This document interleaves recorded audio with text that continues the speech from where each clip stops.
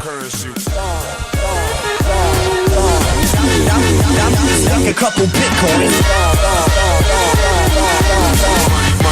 Money, Pull up on my Nakamoto. Hello, welcome everybody to the Blockchain Dynamic Show. Hello, welcome new and old listeners. One and all, come forward. My name is Brandon Doge. And I'm Woody. We're here, we're chilling at Error by Trial Studios. The date today is Sunday, October the 15th, 2017. And it's episode 83 today. We're calling it number 83 here. That theme song is by Coimatic. If you haven't checked out his music, I'd say check it out. Song name is Satoshi Nakamoto. It's true. He's really an early crypto adopter guy for music. It's cool. Yep. The show, as per usual, is brought to y'all by Cryptopia. The website there is cryptopia.co.nz. That's your one-stop crypto shop. Cryptopia, they're a fantastic altcoin platform.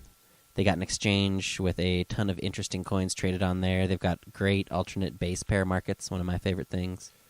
A ton of customization features. They're constantly upgrading the site. I mean, it's they're doing real well. Yep, come a long way. And we have a forum thread over there in the altcoin section.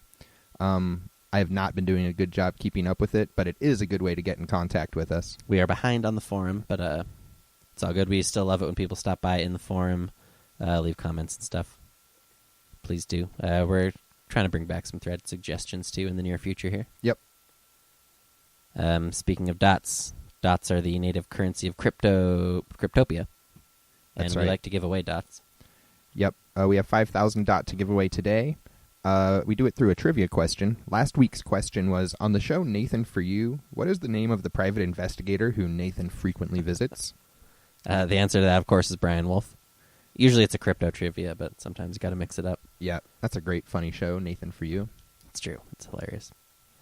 So we're switching up the format a little bit on the show, so that we can kind of get into some deeper content. We're doing lighter shows every other week, and then kind of more research-intensive shows every other week, so that we have time to keep the quality of the content up, I guess. You're on one of the lighter shows today. That's right. So this week, mostly just going to be a little bit of news, a little bit of markets, some coin listings, the classic, your favorites. Next week, we're going to do a deep dive show. We're going to be looking at, it's going to be like a where are they now type thing with some of the coins that we've covered over the ages. Some of the heavy hitters, kind of to see what's happening, what's still going on with a lot of these coins. Stuff like bismuth, helium, things that we talked about for a long time, have made a lot of developments recently, so we'll revisit those. Cool. And we're also probably going to cover some user mentions as well. All right. Go back through our thread and see what we missed. So let's get on to this week's show. That's right. This week, kicking it off with that news. The news, the top of the list. Russia announces the crypto ruble. But did they really announce it? Or is this just... I don't know. There wasn't a Bitcoin talk announcement, if that's what you mean, Brandon. I need to see a Bitcoin talk announcement, Woody. That's the thing for me. With, the account needs to be, like, Vladimir Putin. And it can't be a newbie account, of course. I have standards. So I'm going to need Vladimir Putin to post under a senior member account or better. In reality, this news, I guess, it's just a leak or something. It's not actually official anything. But it's the possibility that Russia will create the crypto ruble, essentially to beat other countries to the punch, to be the first one to have a national digital currency. Uh-huh. Not mineable, it says here. Not mineable, so probably proof of stake. Yep. This is kind of... it's interesting. I mean, again, there's not really a lot of proof to it. Russia's had the most mixed signals of any country, potentially short of China, as far as how their regulatory stance towards crypto, because it'll be one minister will be like, it's a pyramid scheme. Some other one will be like, this is great. Yeah. I'm starting a mining company. So it's it goes both ways, and I have no idea if this one's actually going to pan out. I think it might be a little premature. Okay. Yeah, I don't see why they... I mean, it does seem like an inevitability, like this article kind of points out. Somebody will do it. Somebody will be first. Right, that's true. Other news this week, we have a few credit card companies are limiting the availability of these crypto debit cards that have been floating around. So you've heard of like a 10x, Monaco. Yeah. There's a few of them. They've gotten more popular in recent days. So we've got MasterCard and Visa are suspending all crypto debit cards outside of the European Economic Area. So like the Eurozone, basically. Huh. So you have to be in the Eurozone to use these crypto debit cards. Okay. I wonder what the regulatory difference is there that's driving that. But Yeah. That's interesting. I've never used any of these, but I'm sure that for some people this is going to be an inconvenience. like, is it a question of does MasterCard want to provide the service everywhere, but they can't because of regulations? Or does MasterCard not want to provide the service, but they have to because of regulations? Oh, right. For it to only be available in the one specific area kind of implies that it's the latter thing, but I actually don't know what the driver is behind this. Yeah, huh. People have kind of taken the crypto debit card thing for granted, I feel like, for a while, that it's just going to work, but... It was one of those things that for a long time was vaporware. Right? Yeah, that's true. It exists now, sounds like. That is true. So that's happening. That's the credit card companies are suspending the cryptocurrency-backed debit cards outside of the Eurozone. Okay. Up next in the news is probably time to talk about SegWit 2X coming up. Old SegWit 2X. What's happening? How are you feeling about SegWit 2X right now? I'm curious how it's going to go. I don't really worry about it or anything like that. It feels like on SegWit 2X that the core supporters and the core side is taking it completely for granted that they're going to triumph here, and like that it's kind of going to be like a done deal. And then I feel like the SegWit 2X parties, like the businesses and stuff backing that, also kind of feel like it's going to be a done deal. And I don't think either side realizes how much leverage the other side actually has in this argument. Yeah, it's definitely not clear to me how they'll be like a winner or something as simple as that. Right. At first, I thought that SegWit 2X was going to like just kind of steamroll its way through because of the support from miners and exchanges and all that kind of stuff. Then we've kind of started to see it chipping away in recent times. And the core side, I guess, gaining support, you could say. Definitely. And just So- more people having the time, people that have opinions about it, expressing them really. Right. You know, getting close enough to the event that they feel like it's time. So it's almost to the point where I would feel like that 2X is just going to kind of die like the death of 1,000 cuts type thing, where it's just going to lose, whittle away companies one at a time until it becomes an afterthought or that it doesn't have enough momentum, because Sure. obviously the core side is not giving up any ground. Yeah. And so for every pool that or whatever that breaks off kind of has an amplified effect for them. Right. But we're kind of getting to the point where it needs to start happening soon. And so we could just end up getting into the situation where, maybe they chip off a few pools and a few merchants and stuff, but like if, 70-75% of the market is still backing the 2X, it's going to be a pretty contentious situation when it actually happens. One thing that I'm fairly certain of after reading, Coinbase and Bitfinex's announcements regarding it is that the split is going to happen. Yeah. The people that were planning on doing their agreement fork are still going to do it regardless of anything else, right? I mean, maybe it seems like if the technology, like the actual clients and stuff, aren't up to par, are they really going to be able to go through with it? I don't know. That would be a crazy ending if it just doesn't happen. I would find that fascinating for sure. I think it's more likely. I think it's more likely than it was a month ago, at least. Or for, by the time SegWit 2X, the fork actually comes for it. I think it will be settled prior to the fork date. If not settled, but kind of people will relatively have a good understanding of what's going to happen. Similar to how Bitcoin Cash turned out. Maybe not quite as transparent as that, because the stakes, I think, are a little bit higher this time. But with the no protection. Yeah, exactly. With the no replay protection, and it was... Yeah, with Bitcoin Cash, it was clear that they weren't competing for the name Bitcoin at that point. Right. And so it'll be more interesting in that regard. But How long do we have till that still? all I know is that it's in November, but I don't know if it's early, mid, late. So Okay. 2 to 6 weeks, I guess. So we'll hear more about that on the way to it. That's SegWit 2X, big fork event. That's the news this week. Also, going to take a look at some upcoming events, stuff that is going down next week. All right. In the next week, I guess. Looks like we got the Eth Byzantium fork coming up. Byzantium hard fork is coming up tomorrow for Ethereum. That should be good stuff. It's always fun to see.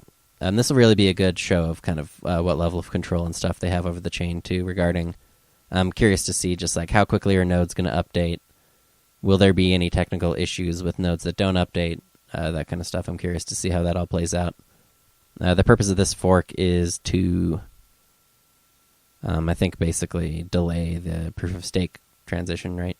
That is definitely one of the big bullet points on there, but there's a lot of more boring technical additions too, opcode changes and stuff like that.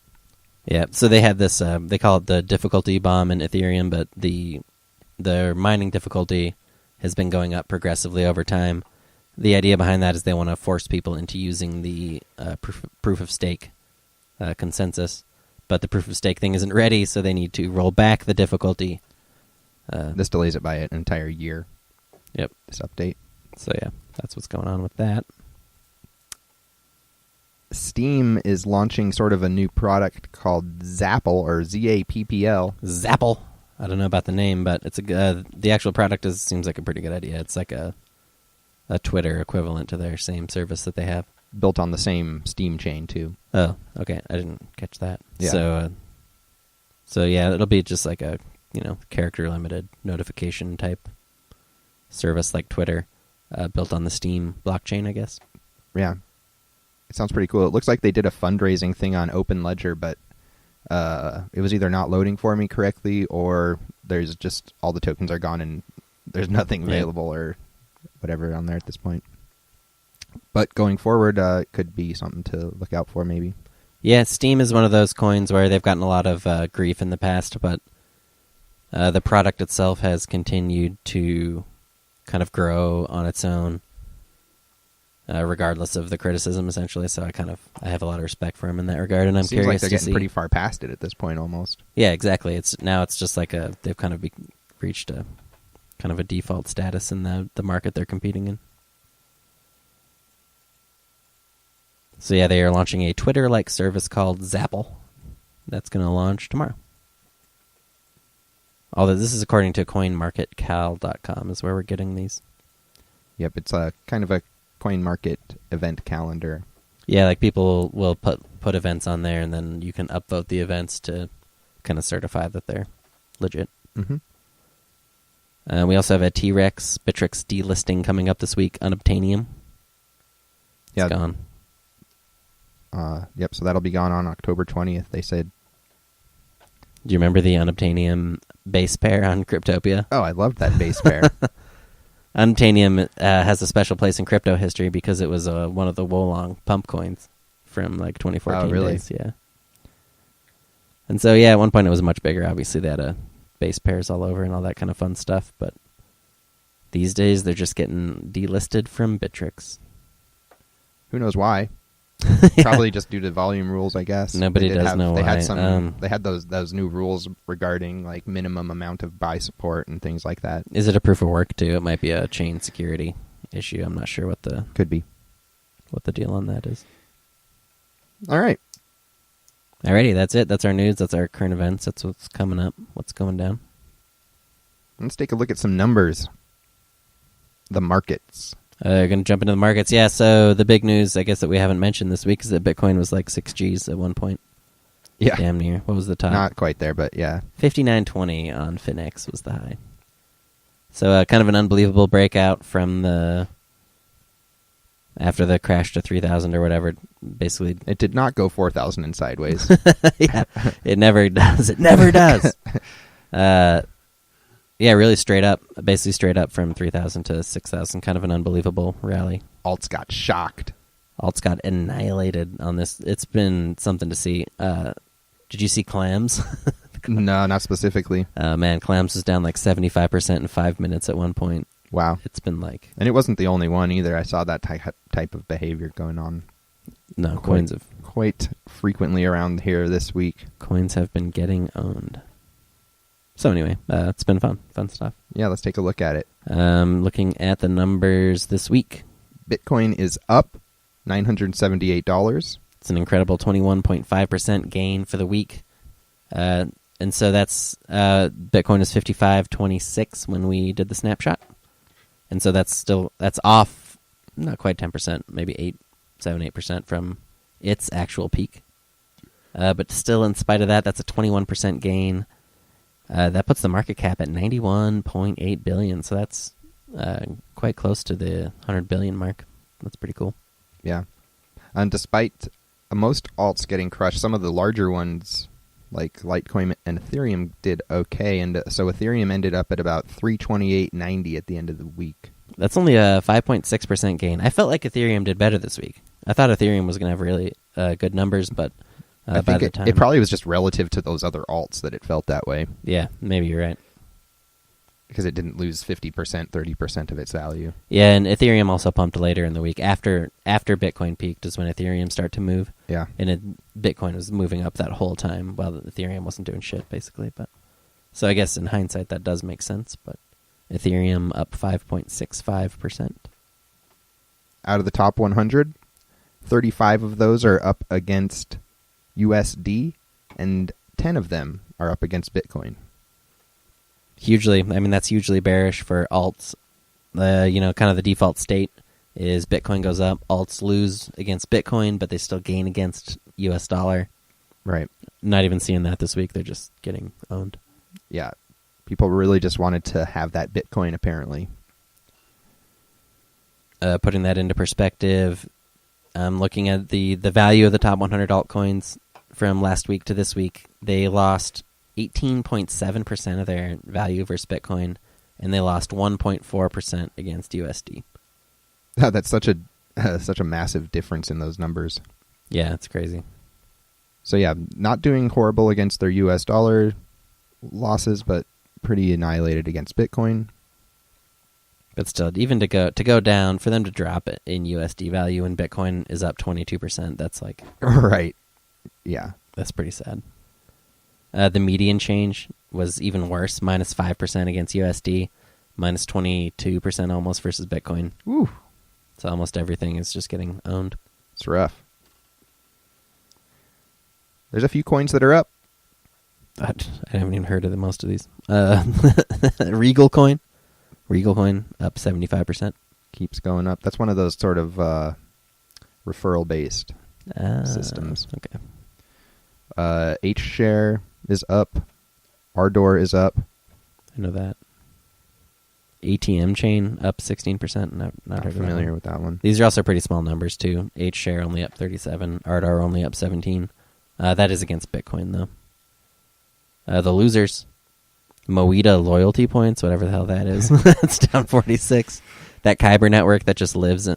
I think it was on the losers last week too. So that's... It showed up with like it's only on a smaller exchange, and it showed up as like the number 4 coin or something. So it's been on a long decline. It reminds me of Zcash, where at first people are like, I'm going to pay 1,600 Bitcoin per coin. Digibyte was also down quite a bit. Oh my God! Down what? 42%. Ouch. And Gnosis, down 40%. Whew. Heavy hits. I'm getting kicked out of the top 100 this week. Eidos Kunin, Moeda loyalty points, Gulden, and Faircoin.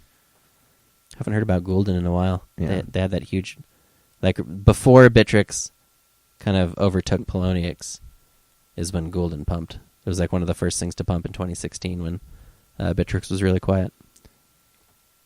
I feel like watching something like Moeda loyalty points move out of the top 100 makes a lot of sense. Yeah, because it's all these, like, what is that? Just an overextended ICO price that just has to go down at the beginning. Yeah, it's part of the market cap metric is becoming less useful as time goes on, unfortunately. But as far as these days, what got added into the top 100 was Monocoin, Metaverse, Enigma, and Sprouts. Really, Sprouts made it up there. Sprouts in and out. It must be low. It's got to be a low liquidity situation. There's a lot of that in the mix now too these days. Like super low liquidity coins on small exchanges with huge market caps. So the low cap on that list is about 39 million. And that coin is ATBcoin, which is just a Yobit only coin. So that's what's going down in the top 100. Really just a rough week for alts. Not really any nice way to phrase it. Right. So we're going to also take a look at the Ethereum Index to see how Ethereum tokens fared this week. I'm curious. Those good old Ethereum tokens. Ethereum They got us into this mess. Can they get us out? They started this whole thing. All right, check out these numbers, right? Ethereum is up 5.6% this week. So better than most altcoins, but still not that competitive with Bitcoin. So our Ethereum tokens index, we got 39 coins on the list. Okay. Took a couple off, huh? I did delete a few. This list needs more curating than any of the rest. Yeah. Because some of these tokens are just so ridiculous. Mm-hmm. So yeah, this week we took off VSlice, BitParkCoin, Ethereum Movie Venture, YoCoin, and Unity Ingot. Okay. Those were like early Ethereum tokens that got in there, but they just are fake. Maybe not fake, but they're always showing up in the most volatile list and low liquidity kind of. Yeah, I understand. They're muddying the waters. All right, so let's take a look at the picture here. Okay, here we go. Of the 39 tokens that we are reviewing, only 7 of them are up versus US dollar. And an impressive 0 out of 39 managed to post gains against Bitcoin. Okay. Every single token is down against Bitcoin this week. Which puts our... That's brutal, man. Puts the index down 23.4% against Bitcoin and about 7% against USD average. The smallest losers, Pillar, that's only down 3%. Status is only down 5%. Chronobank only down 11%. On the other side, Gnosis shows up again, being one of the largest, down 40%. Nexium down 39%. And Humanique down 37%. Brutal. So yeah, really horrible week for tokens. Kind of says a lot, honestly, about what's going on in the market right now. Major correction going on for tokens. That is having broader effects on the overall altcoin market, right? Bitcoin up, Ethereum itself up, altcoins getting annihilated, kind of with tokens getting it the worst, it seems like. As far as the coin market cap overall numbers this week, the total value of all the alts went up from 76.6 to 77.5 billion. Wow, so even with all those losses, Bitcoin went up so much that it dragged this whole number up. No, it's because this number, for it to go up like this, means that it's from new coins getting added into the system. Okay. Yep. Gotcha. So it's just new fake-ass tokens with absurd market caps kind of propping the numbers up, honestly, at this point. Okay. Bitcoin dominance is at 54.2%, so broke past 50%, and that is a 4.4% increase from last week. So one of the biggest gains for Bitcoin dominance that we've seen week to week. Wow. Incredible. And it shows in the numbers, right? Bitcoin market cap approaching 100 billion, alt market cap 77.5 billion, with a lot of that being kind of low liquidity tokens and stuff. Yeah. Where the value becomes questionable. Yeah, and Ethereum showing some of its strength as one of the top altcoins, I guess you could say, by having its dominance also rise up 1.7% to 40.5% overall. Yeah, and I got to say I'm feeling it in my portfolio as well, too. It's the blue chip cryptos, I guess you could call them, have been doing just fine for me lately, and a lot of my more speculative small caps and stuff have not been performing so well. Yep. Litecoin and Ethereum both doing pretty well on a week where everything was getting just demolished. So yeah, that's the market. Honestly, kind of an incredible record-breaking week for Bitcoin, and really no light at the end of the tunnel right now for alts that I can see, except maybe Ethereum. But Ethereum always leads the way too, right? Yeah, that's what I mean. Its strength is kind of like gives me some hope. Exactly. Alt sucked this week. Ethereum was okay, so maybe that's a sign that the turnaround is coming. But or just that not necessarily that the turnaround is like just around the corner for me necessarily, but somehow that people haven't just totally given up on alts or something like that. The SegWit 2x thing is a huge factor here. I think everybody, if there's going to be a fork, the lesson from Bitcoin Cash is that you want to have your shit denominated in Bitcoin, and then you can expect alts to go up kind of right, very close to the fork and then after the fork in a big way. Well, yeah, and that's part of what I felt about where I feel like it's inevitable that the fork will happen when these companies are making statements regarding that they're going to basically distribute the other token, right, whatever it ends up being. I could see people wanting to hold Bitcoin just for that event. Yeah, exactly. I mean, you're getting they're calling it a dividend, and that's accurate, right? Because you're going to just have two tokens when before you only had one. And the question is, what I'm wondering is, okay, if the debate gets settled early, like let's say in 2 or 3 weeks, a bunch of major players get chipped off of the SegWit 2x side, and it becomes clear that the fork isn't going to happen in a meaningful way, I would be curious to know if the bull market for alts shifts forward and kind of happens preemptively once it becomes clear that the fork is not going to happen. Sure. I wonder too. Or well, there's got to be some people that are in the boat where they're maybe trying to think really far ahead, and they've already obtained the Bitcoin that they plan to use for the fork. Right. And then there's other people that will try to obtain that way closer to it, I suppose. And which type of that spectrum of people would kind of affect what you're talking about there. Yeah, exactly. So if the SegWit thing, if it becomes resolved early in a meaningful way, are you going to see some of those people who already made the transition? Are they going to quickly try and transition back into alts? Or are they going to try and ride it out? Yeah. I'm curious to see how that I think plays they out. would. I think they would immediately want to. I mean, if they're not going to get that split, that dividend, then they're going to need to go back to another plan. Be interesting. Yeah, so that's the market. It's really a ton of variables in play right now. It's very difficult to.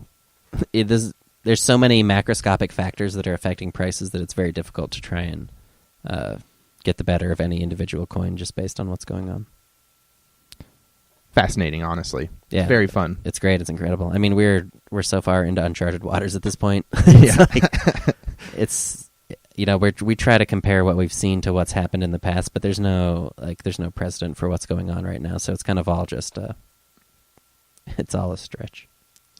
And up next, we'll do our DOT giveaway. Oh, sweet! We're giving away some DOT. That's right. Boom.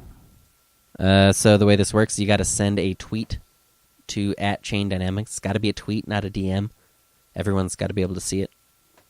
With the answer to the question. The first person to answer the question during the show is going to get 5,000 DOT. 5,000 DOT. We're looking for some ways to bring the DOT giveaway to the archive listeners as well. I think I've got a good one. Oh, nice. Sweet. I want to do the Ethereum one. So what I'd like to see is different ways of saying the word Ethereum.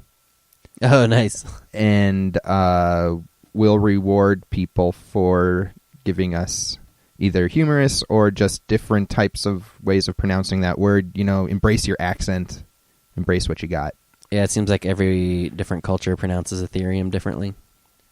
We're curious to what the different... So maybe if you're not a live listener and during the week you feel like recording yourself saying that word and get our attention on Twitter or elsewhere, we'll hook you up with some DOT. But for now... Ethers.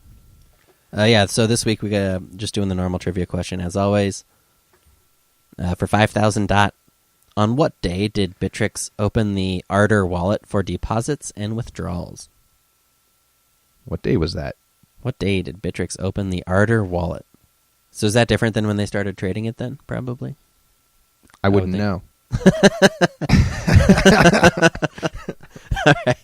That's once again, tweet that to @ChainDynamics. And it's got to be during the live show. Cool.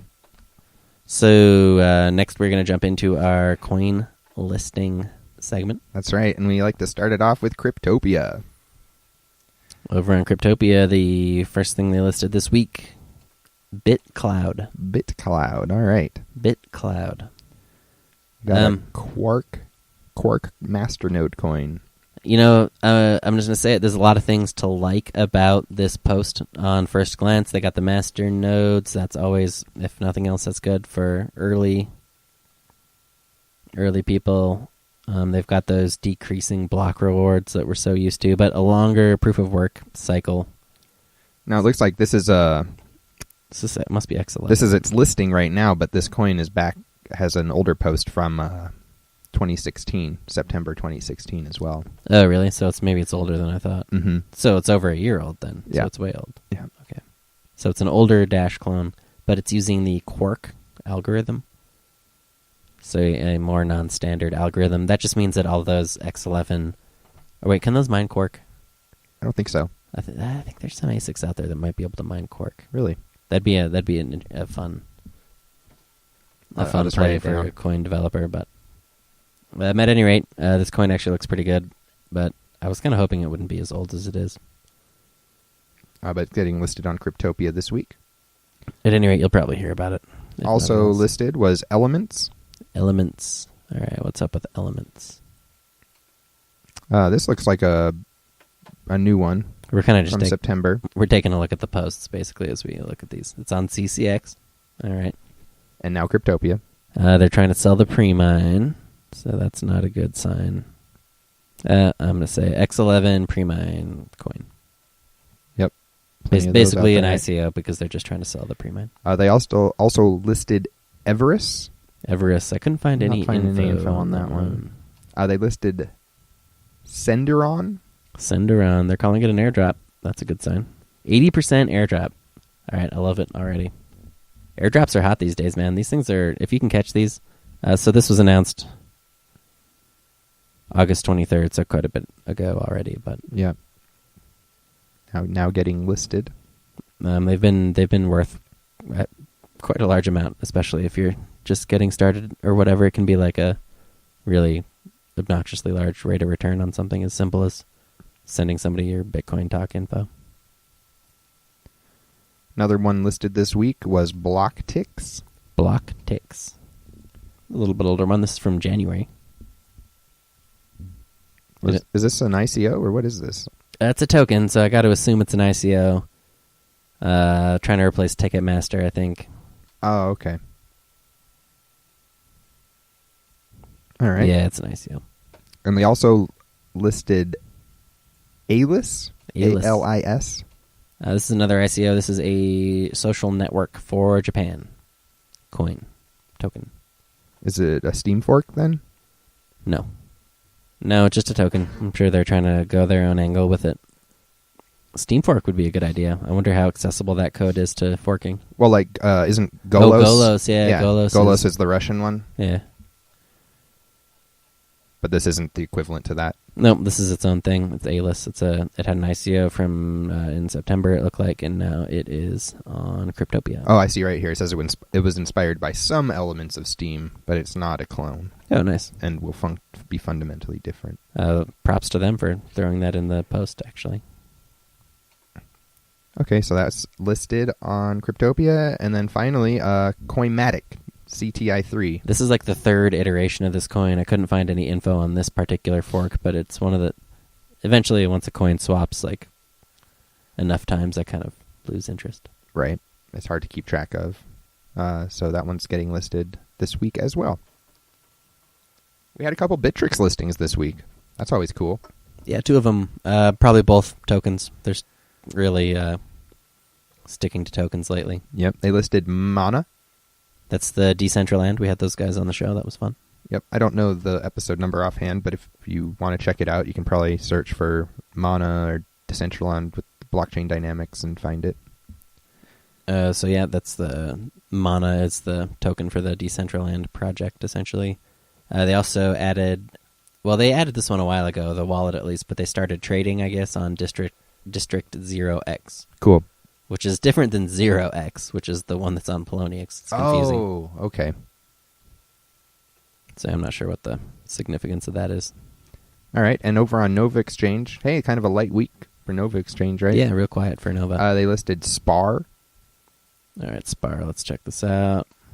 It looks like it's like a Bitcoin talk based ICO where they want to sell the coins through through direct messages. So that's like basically 2 coins this week where it's just people trying to sell pre-mines. Yeah, just wallet builders pre-mine without type calling stuff. it an ICO. Maybe not wallet builders, but generic clone coin. They listed Payway, Couldn't find any info. Bitpluscoin, and Asnc. We couldn't find anything on any of those. Over on Livecoin, they listed Sumo. Sumo. This one is kind of cool. It's a Japanese fork of Monero. That's pretty much all I can say about it. It looks like it's a direct fork of that code base, but just kind of targeted towards Japanese people. Yeah, I understand at an intellectual level that Japan is really consuming a huge amount of market share in crypto lately, like at an increasingly large amount. But I have no idea how I could actually use that information to my advantage, Right. Like, yeah, Sumo Coin, Monero for Japan, that sounds like a great idea in theory, but like I have no way of validating this person's connection to any sort of, any connection to that market or any credibility in that context. Yeah, I understand what you mean. They also listed Encryptotel over there at Livecoin. Encryptotel. That's an ICO that we don't need to look too deep into at the moment. CoinExchange.io had some listings. They've been listing a lot of ICOs lately. Yep. They listed one called Initial Coin Offering Token. Right. Nice. That's an ICO. Really on the nose. Really on the nose. They listed Natcoin.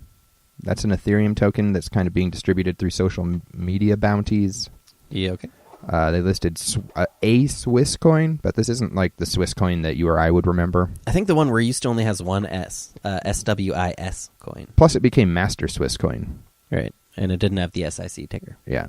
So this is some other coin that I couldn't find much info on. Some other Swiss. They listed MINEX. They listed TPICoin.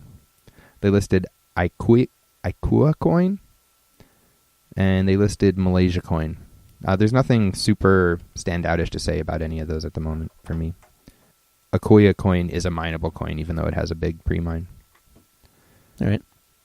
Liqui listed Enigma, which is kind of an algorithmic trading platform that reminded me of Numerai in its description. This was an older ICO. Didn't we review this one at one point?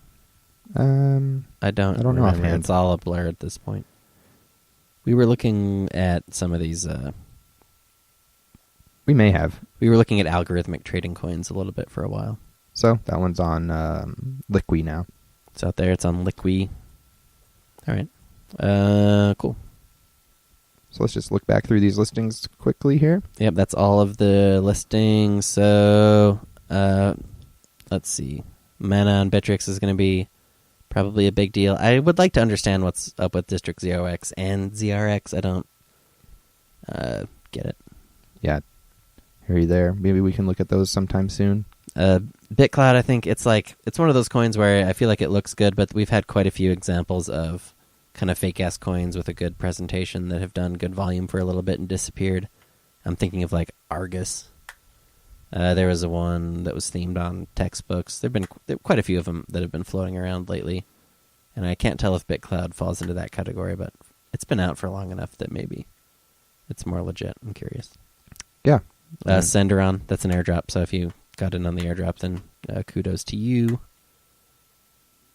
But yeah, I think those are the big ones for me. Yeah, that feels about right to me as well. And actually, it didn't strike my interest at first looking through the list, but I'm going to keep an eye on Enigma on Liqui because there's kind of a direct, like, I don't even know what you call it, but there's a pattern emerging in markets that's been going for quite a while where it's like a token goes on Liqui and then jumps to Trex, and there's like an opportunity there in the... It's interesting that you say that because it's like Liqui's in a spot where they're listing things that Trex will list.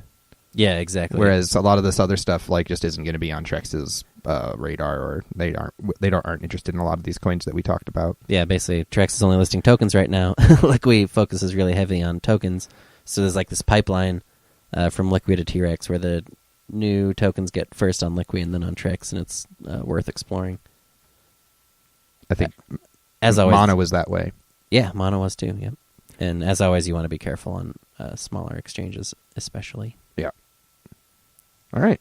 Let's take a look at our final segment, which is going to be coin birthdays. Coin birthdays. We've got a big birthday this year. Congratulations to a little old coin called Litecoin. Oh, Litecoin. LTC. That's got to be why they're up this week, right? Oh, it must be. It's a birthday present to the... I know that market makers really respect birthdays. They love birthdays, and this was Litecoin's 6th birthday. 6 years. Damn, that's a freaking sweet birthday. On October 8th. October 8th, 2011, a little old coin called Litecoin came into the world. Very cool. Happy birthday to Litecoin. Congratulations. Let me just double check to see if anybody answered the trivia question correctly here. Not seeing any notifications on my Twitter, so we're going to say we'll roll it over. All right, we're going to roll the total over to next week. So that means we will have 10,000 dots to give away next week. The answer to the question was, what day did Bittrex open the Ardor wallet for deposits and withdrawals? The answer was October 13th, 2016. So that must have been from last year's show. Yep. Nice. So yeah, better luck next week. We'll have another question for y'all then. We're also going to have we're going to do a kind of a recap segment next week where we look back at some of the pre-announcements and upcoming coins and we'll review and see what happened to them. Yeah, and we'll take a look at some user requests or listener requests too that we find on the forum. So that's all going to be happening. As always, we are brought to everybody by Cryptopia.co.nz, altcoin exchange, trading platform, many other features, coin information, forums. Yep. Head over there to the forum, check us out, say hi. Head over to blockchaindynamics.net, find the archives. This is episode number 83, Error by Trial Radio. We'll see you next week with heavier bags. Peace.